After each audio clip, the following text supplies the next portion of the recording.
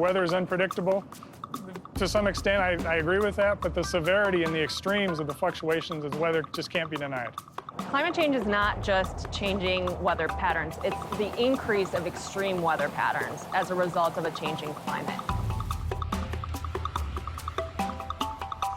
The strongest piece of evidence in support of the reality of climate change is to look at the atmospheric concentrations of CO2 since the Industrial Revolution, the late 1800s. And scientists have done a very good job of documenting the fact that we are at unprecedented levels of concentration that have never been experienced before, and make the connection directly to the human cause of those concentrations due to our activities. Most people feel that climate change has nothing to do with them currently until it affects them personally. So until they feel, wow, this is actually having an impact on my life, on my finances, on my stress and my mental health, then I think that's the point where they'll come together. And my response to that is absolutely, let's start adapting right now. People used to say global warming, and now they say climate change. And I'm really grateful they do that because it is change. It's more volatility. You talk about the 5-year flood or the 10-year flood or the 100-year flood. It seems to be happening more frequently. And the real question is why. But the question after that is, so what do we go do?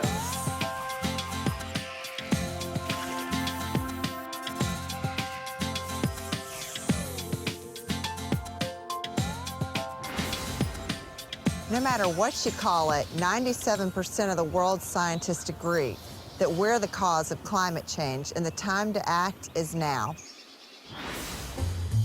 While governments debate about how to tackle climate change on a global scale, some cities are starting their own energy revolution. So we're here in Chicago, which means we're on the shores of Lake Michigan.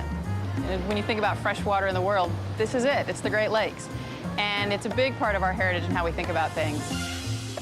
We have 26 miles of lakefront. It's kind of spectacular to be in the beach and look up at these skyscrapers. It's really a unique geography that we have been able to build on and leverage for years. And we want to make sure that the generations to come have an opportunity to do that as well. Power can come from a variety of sources, and not everyone knows where their mix is. Community choice aggregation is an approach where the city is able to negotiate the power price and mix on behalf of residents. And that's something that was on the ballot here in Chicago, and our residents voted for that.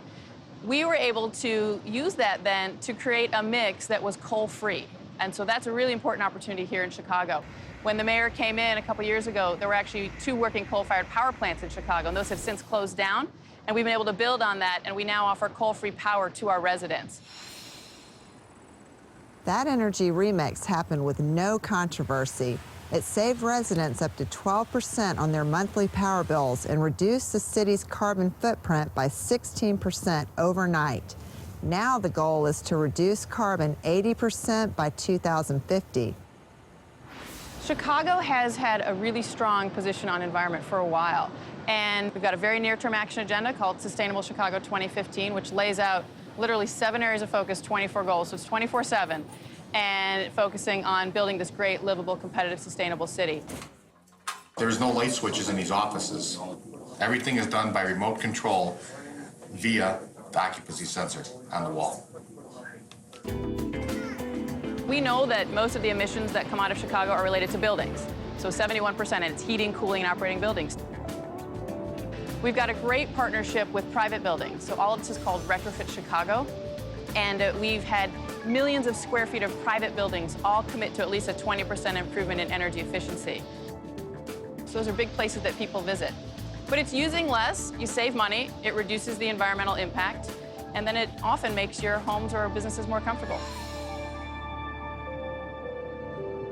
We actually have the most wind companies headquartered here of any city in North America. 10 years ago, in 2004, we had 0 wind in Illinois. We had nothing. Since then, we now have nearly 4,000 megawatts of wind in Illinois. That's exponential growth. 4,000 megawatts of wind is the equivalent amount to power over 1 million homes for an entire year.